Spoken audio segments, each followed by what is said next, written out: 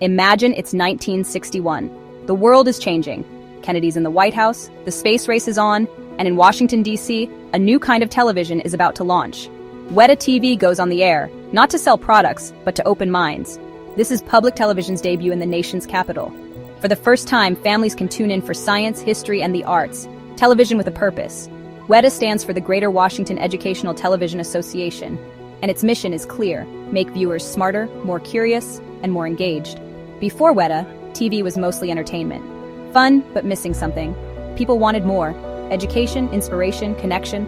WETA was the answer, a bold experiment in non-commercial, community-driven programming. Could a station survive on ballet and biology instead of sitcoms? The founders believed it could. That first broadcast was a promised quality, access, and a new public square for big ideas. For kids, it meant fun learning. For adults, thoughtful documentaries and in-depth news. WETA wasn't just another channel, it was a place for culture and conversation. The story of WETA is how television started to dream bigger. It was created by and for the community. The excitement was real. Finally, TV could be more than just background noise. WETA's launch marked a turning point for Washington, D.C. It was a new era for television, one that valued knowledge and culture. The promise to enrich lives every single day. WETA became a beacon for those who wanted more from their screens. It was a new kind of public square, where everyone was invited. And it all began in 1961.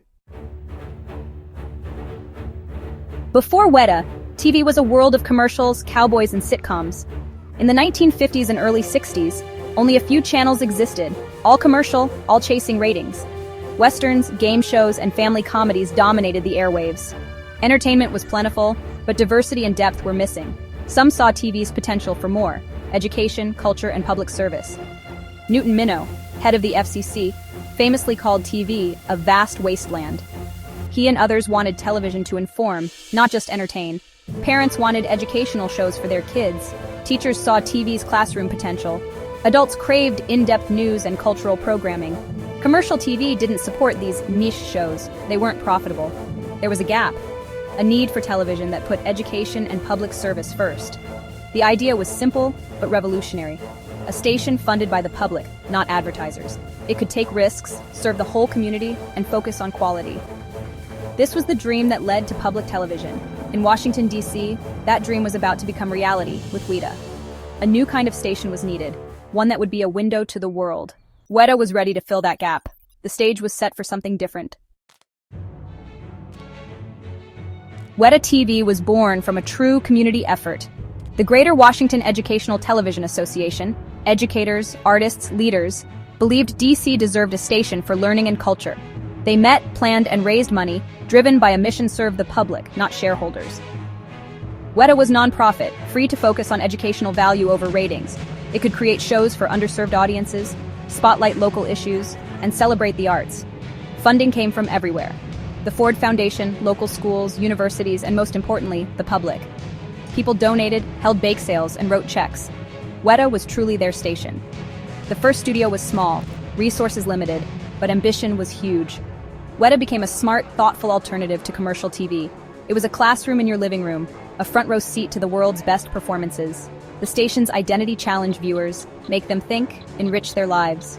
WETA's grassroots support gave it a special bond with its audience. Viewers felt ownership. It was their voice on the air, the mission to be different, to serve, to inspire. WETA's launch was a milestone for public media. It proved a community could build something lasting and meaningful. The station's unique mission made it special from day one. WETA was created to be a force for good, and it all started with a community's dream. WETA's early years were tough: small budget, limited staff, constant challenges. But passion and creativity kept the station alive. Unique programming, local politics, arts, and educational series set WETA apart. The station quickly became a vital resource for schools and a trusted source for serious journalism. WETA's commitment to quality built a reputation for trust and excellence. WETA joined a national movement, affiliating with National Educational Television, NET.